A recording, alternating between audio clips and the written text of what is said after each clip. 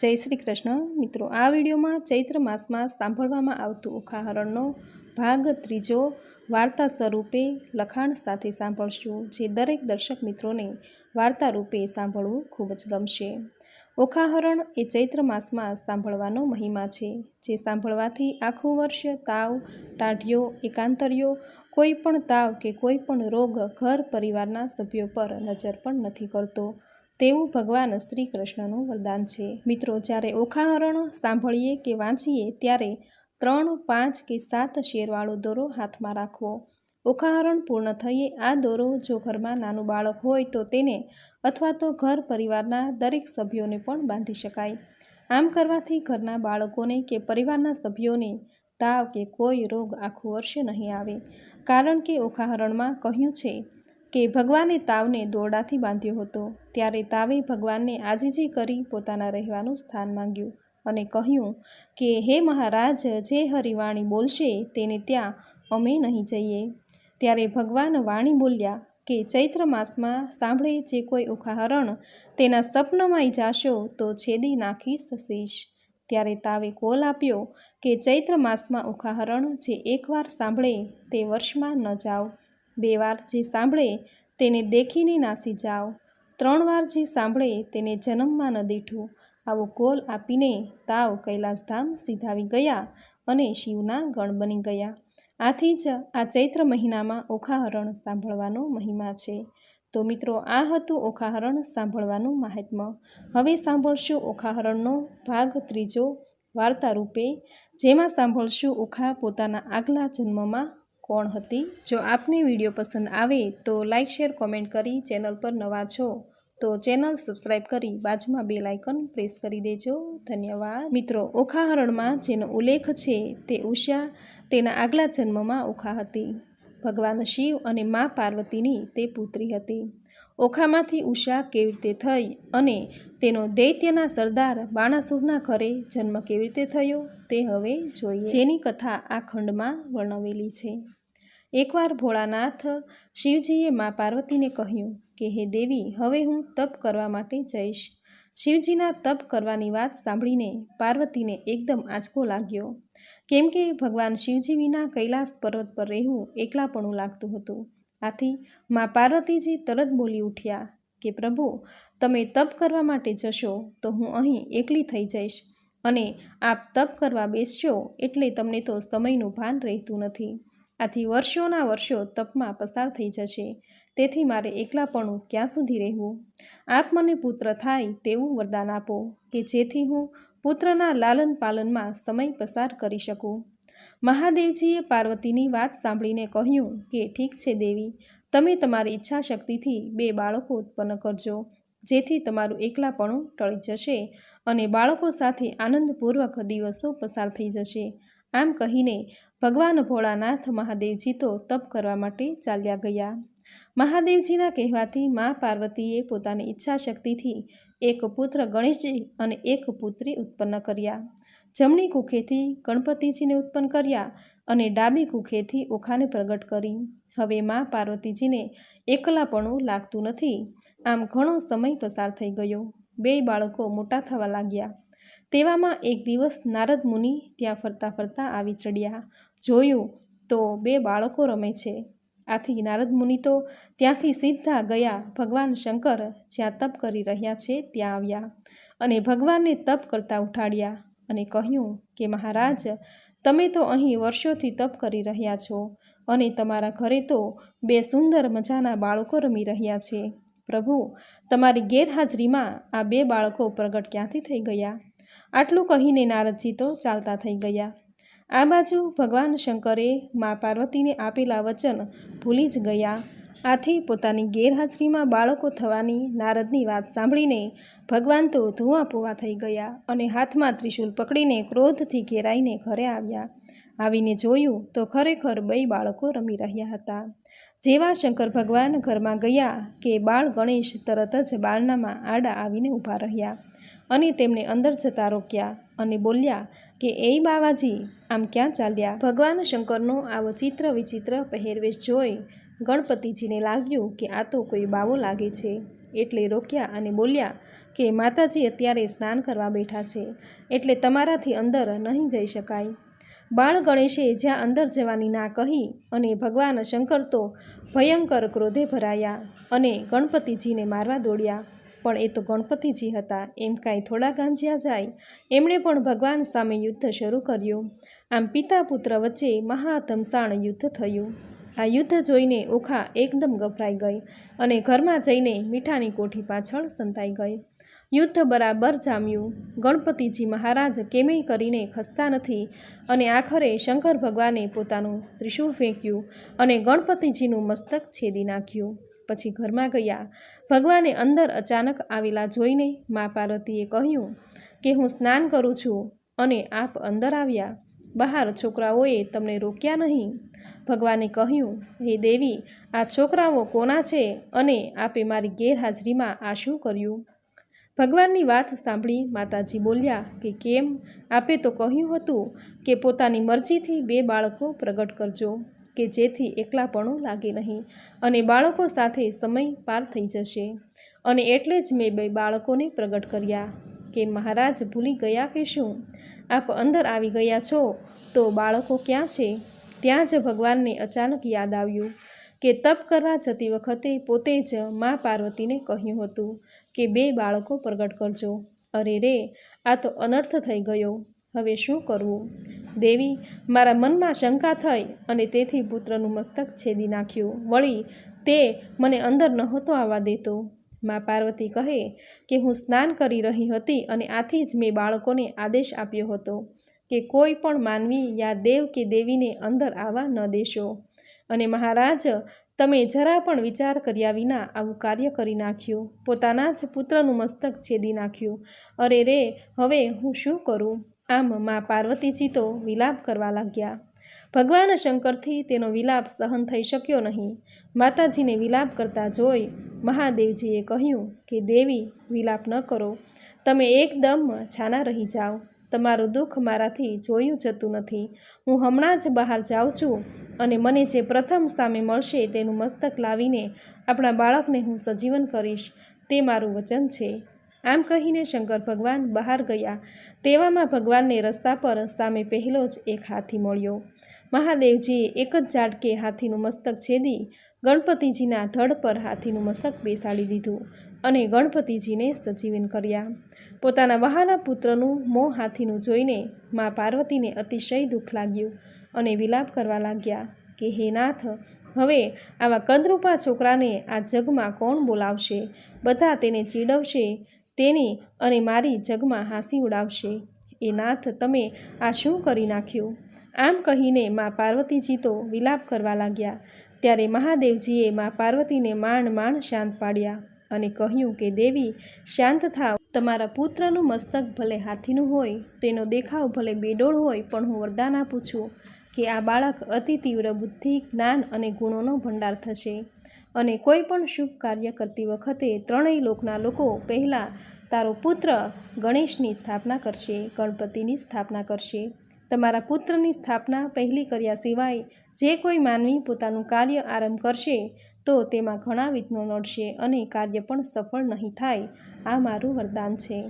આ બધું જ પતી ગયા પછી પાર્વતીજીને અચાનક ઓખા યાદ આવી. ત્યારે તેને મનમાં પ્રશ્ન થયો કે આ ઓખા ક્યાં ગઈ હશે? આટલું બધું બની ગયું છતાંય ઓખાએ મને આવીને ખબર કેમ ન આપી અને તે અત્યારે ક્યાં છે? એમ વિચારીને મા પાર્વતીએ મોટા અવાજે ઓખાને સાદ કર્યો. ત્યારે મીઠાની કોઠી પાછળથી ધ્રુજતી ઓખા સામે આવીને ઊભી રહી ગઈ અને માતાજીને કહ્યું કે માં, હું એકદમથી ભયાનક રીતે ડરી ગઈ હતી અને તેથી મીઠાની કોઠી પાછળ સંતાઈ ગઈ હતી.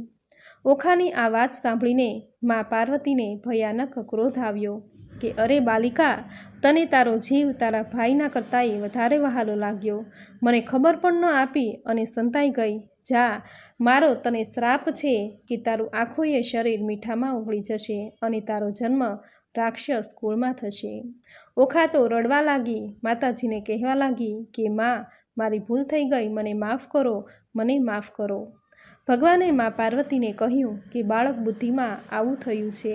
બીકના લીધે દીકરી ઓખા સંતાઈ ગઈ માટે એના શાપનું નિવારણ તમે જ બતાવો.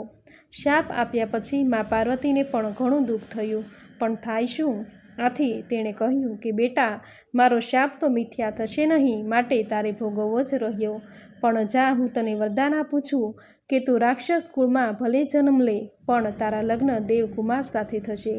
અને આ ચૈત્ર માસ ચાલે છે.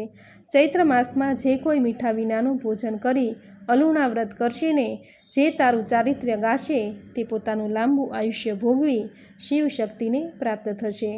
પછી તો માતાજીના શાપને કારણે ઓખા મીઠામાં ઓગળી ગઈ અને બાણાસુર રાક્ષસને ત્યાં તેનો બીજો જન્મ થયો. દૈત્ય સરદાર બાણાસુરને એક પણ સંતાન ન હતું.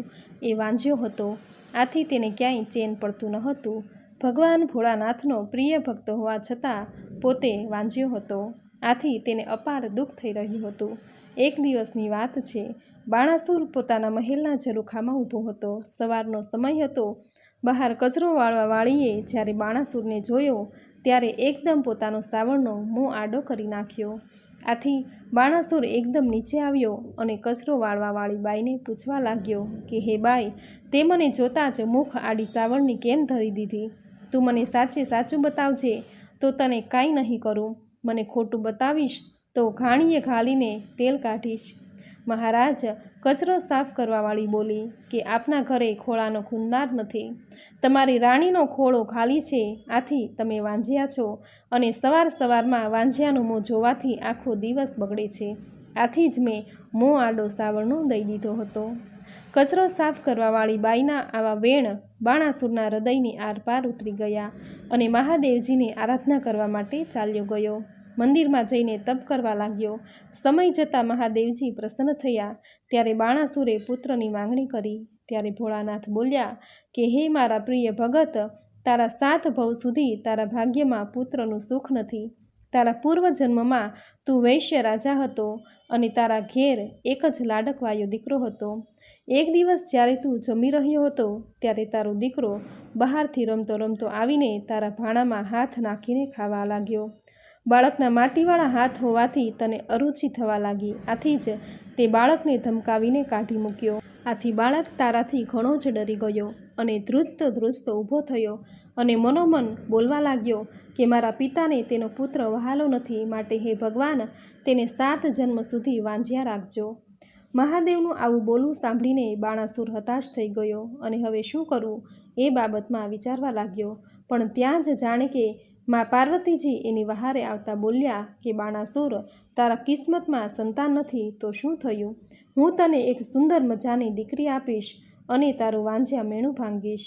હા હા, મારી માવડી, તમે મારા મનની વાત જાણી લીધી. ભલે તમે મને પુત્રી આપો, પુત્રીને હું પુત્ર સમજીને પાળીશ. હરખાતો બાણાસુર શોણિતપુરમાં આવ્યો. પોતાની રાણીને બધી વાત કરી અને સમય જતાં રાણીને શુભ દિવસો રહ્યા. એ સમયને જતાં ક્યાં વાર લાગે છે. પોષ મહિનાની પૂનમે બાણાસુરની પત્નીએ એક સુંદર કન્યાને જન્મ આપ્યો. બાણાસુર તો રાજીના રેડ થઈ ગયો અને તરત જ તેણે બાલિકાના જોશ જોવડાવ્યા. રાજ જ્યોતિષોને બોલાવ્યા. ત્યારે રાજ જ્યોતિષો બોલ્યા કે આ બાલિકા તેના આગલા ભવમાં પાર્વતીજીની પુત્રી હતી. આથી તેનું નામ ઓખા રાખજો. હે બાણાસુર, આ પુત્રી તારા હાથનો ભાર ઉતારશે. ત્યાં તો આકાશમાંથી ભયાનક આકાશવાણી થઈ કે હે બાણાસુર, આ તારી પુત્રી પોતાને યોગ્ય વરને પોતાની ઈચ્છાથી જ પરણશે અને ત્યારે ભયાનક યુદ્ધ થશે. તારા 1000 હાથો ખંડિત થઈ જશે અને તું માંડ બચીશ. આવી ભયાનક આકાશવાણી સાંભળીને બાણાસુરનો પ્રધાન ધ્રુજી ઉઠ્યો કે મહારાજ, આકાશવાણી ક્યારેય ખોટી પડતી નથી. હવે શું કરીશું? ત્યારે બાણાસુર બોલ્યો કે આ પુત્રી માટે એક અભેદ મહેલ બનાવડાવો અને ત્યાં તેનો ઉછેર કરાવો. મહેલ એવો બનાવો કે કીડીને અંદર પ્રવેશવું પણ કઠિન થઈ જાય અને 1 લાખ સૈનિકોને મહેલની ચોકીમાં મૂકી દો. હું પણ જોઉં છું કે ઓખા મોટી થતાં પોતાના ઈચ્છિત વરને કેવી રીતે પ્રાપ્ત કરી શકે છે. હવે બાણાસુરના પ્રધાનની પુત્રી ચિત્રલેખા વિશે પણ થોડું જાણી લઈએ. ચિત્રલેખાએ કામ સઘળા દેવના કર્યા હોવા છતાં તે અસુરના ઘેર પુત્રી કેવી રીતે થઈને આવી, આ પણ એક જાણવા જેવો કિસ્સો છે.